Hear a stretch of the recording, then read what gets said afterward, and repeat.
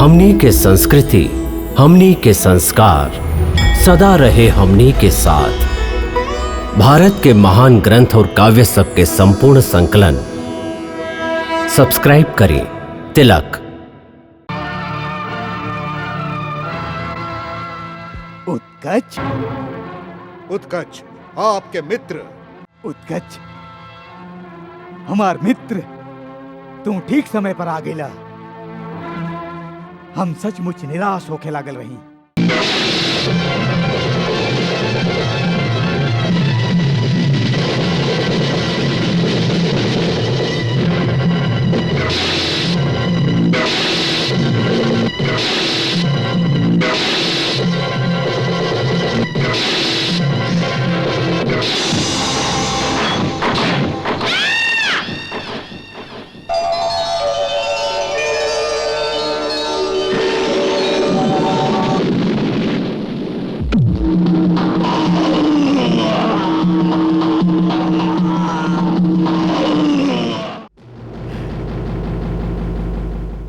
पूतना गईल, लौट के ना आइल। श्रीधर ब्राह्मण गईल, वापस ना आइल। एगो तो मर गईल और एगो पागल होके आ करे लागल। हाँ? कागासुर,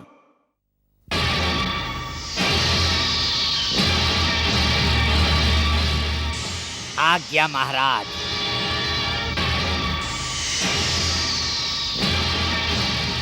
अब हम तो के आज्ञा देत हई, अपना तेज चोंच से ओह बालक के टुकड़ा टुकड़ा कर दा। जा। जय आज्ञा महाराज।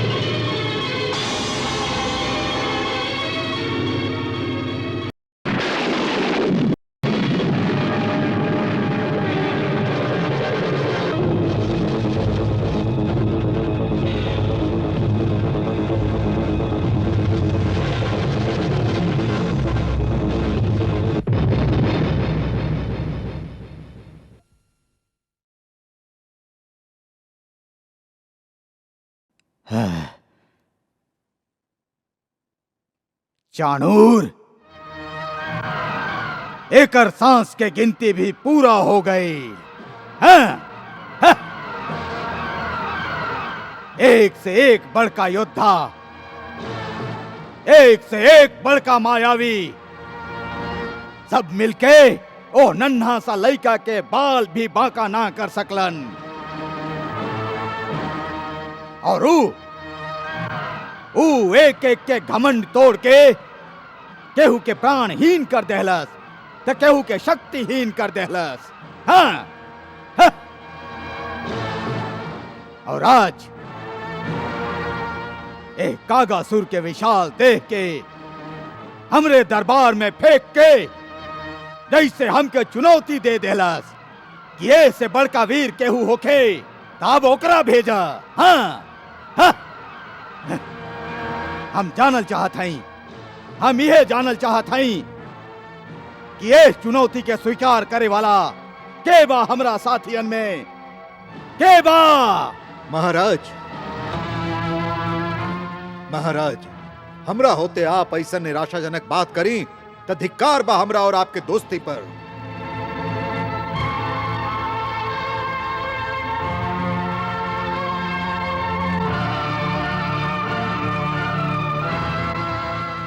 उत्कच, उत्कच आपके मित्र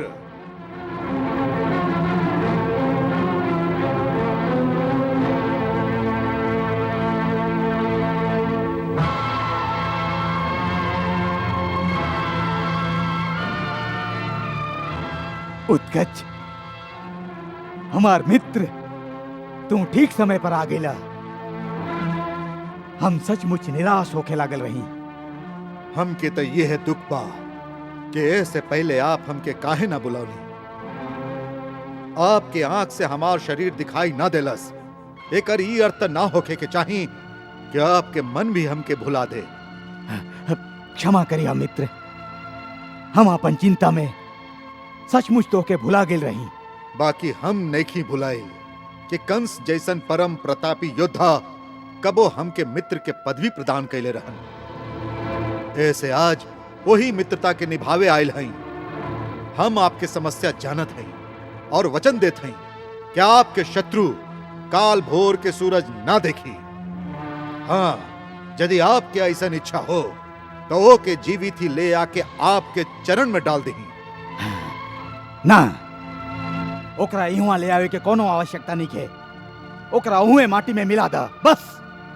तस समझ ली कि आपके काम पूरा हो गए। हाँ, यदि काम सफल हो गई तो आज रात के कंस के राजमहल में बड़ा धूमधाम से तोहार विजय के उत्सव मनावल जाई।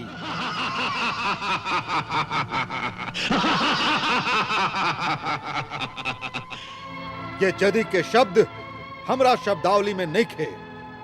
हम दैत्यराज हिरण्याक्ष के बेटा उत्कच सबके सामने प्रतिज्ञा करत हई कि आज ही सूर्यास्त से पहले आपके शत्रु के अंत कर दे। हाँ, आप उत्सव की तैयारी करी। हाँ, अवश्य।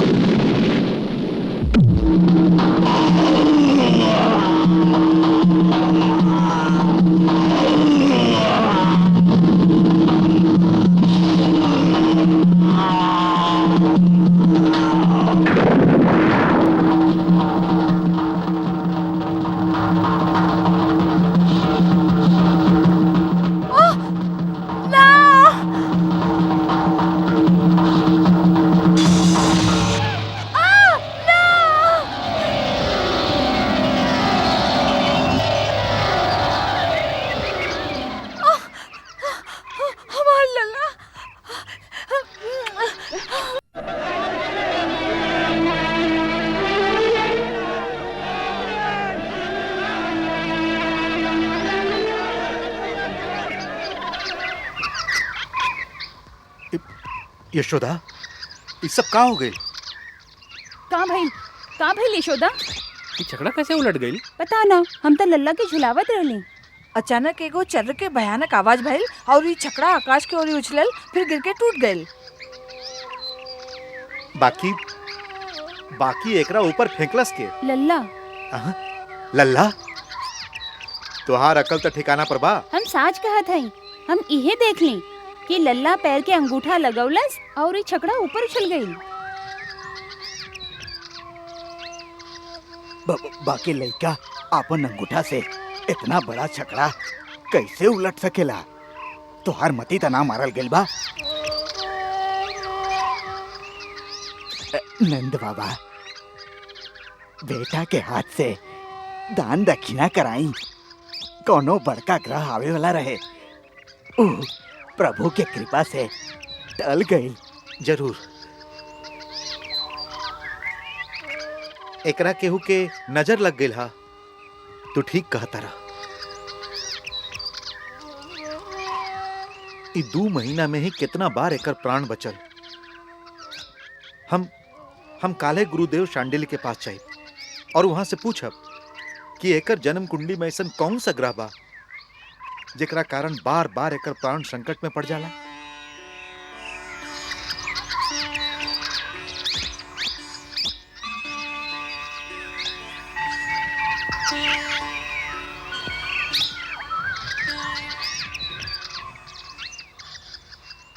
ई तो स्वयं संकटहारी हैं। इनकर प्राण के संकट में डाले के शक्ति कौनो ग्रह में नहीं खे। फिर काहे बार बार ऐसन बाधा आवेला हमार लाल पे? गुरुदेव, हम बहुत डेरा गए हैं, कौनो ग्रह शांति के उपाय करी। आप एकर जन्म कुंडली तो बनैले हो खब ना?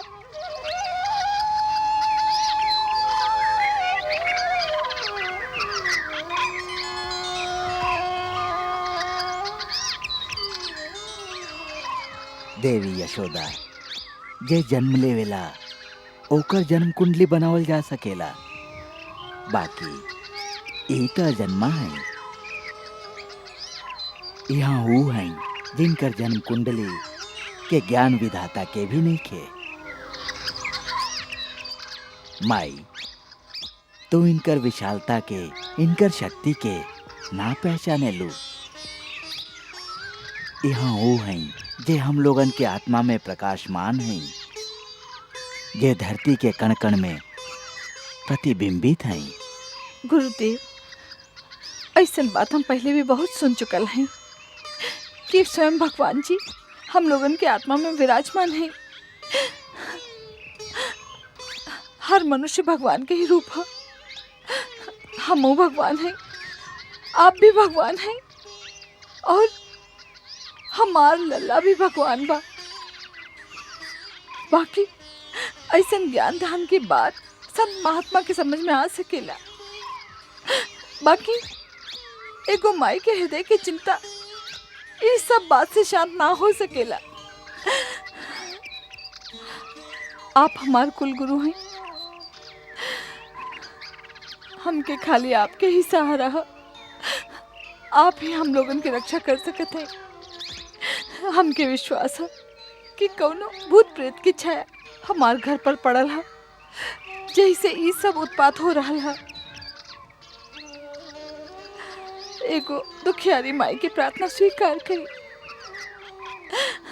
और हमार लाल की सुरक्षा खातिर एकर पूजा करा दी है।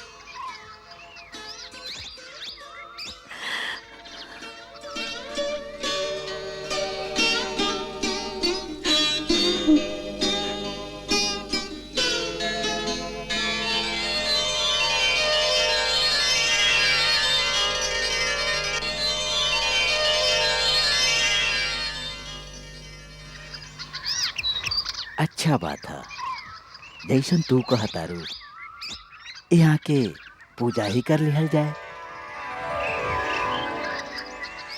हमारा हो भाग्य।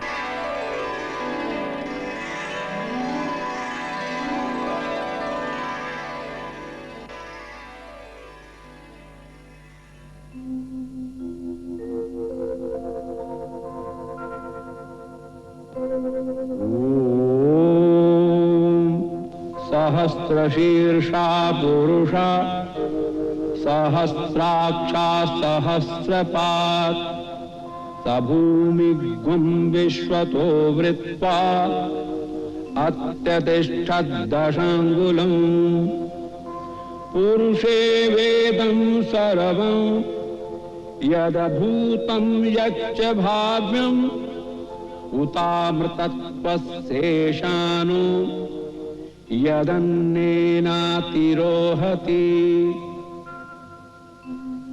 एतावानस्य महिमातो जायांश्च पूरुषाः पादोस्य विश्वभूतानि त्रिपादस्य अमृतं दिवि त्रिपादूर्ध उदयत् पुरुषाः पादोस्येहा भवत् पुनः तस्माद् विराड जायत विराजो अधिपुरुषः।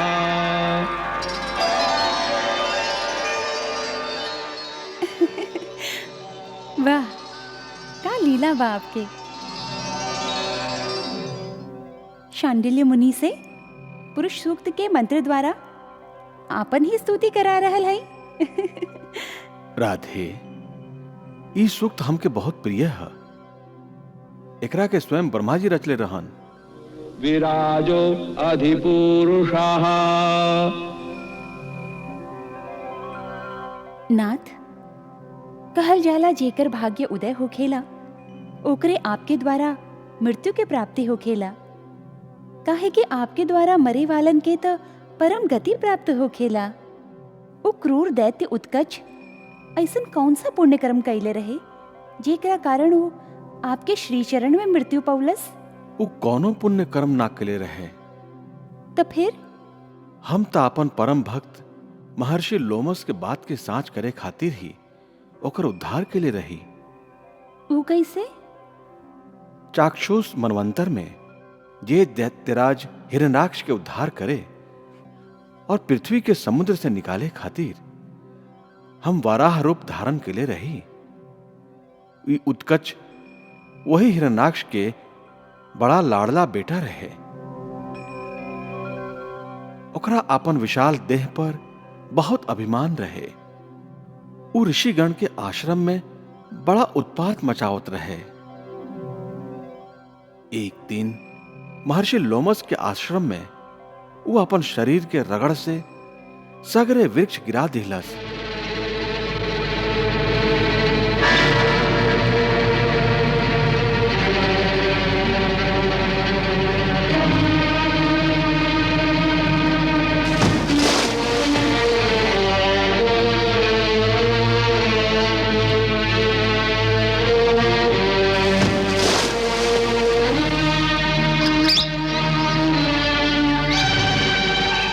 ऋषि के इन निर्दोष वृक्ष के नाश पर बहुत क्रोध आई और ऊ ओकरा के श्राप दिलन। हे दुर्मति, तो क्या अपन देह पर बहुत गर्व हो गई हा। जा, देह रहित हो जा। विदे भव दुर्मते।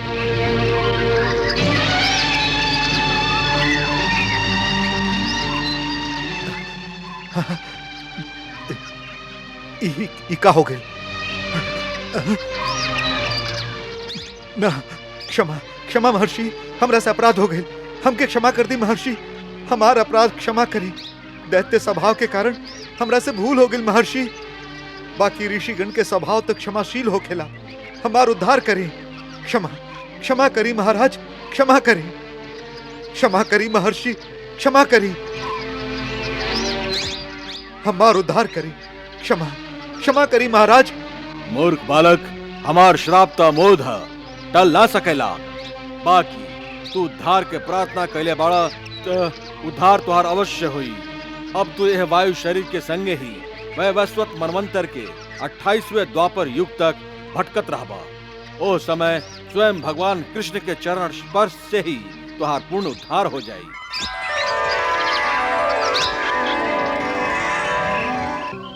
राधे, हमार आपन आन रहे या ना रहे, बाकी एगो भक्त के वचन हम कबो झूठा ना कर सकी।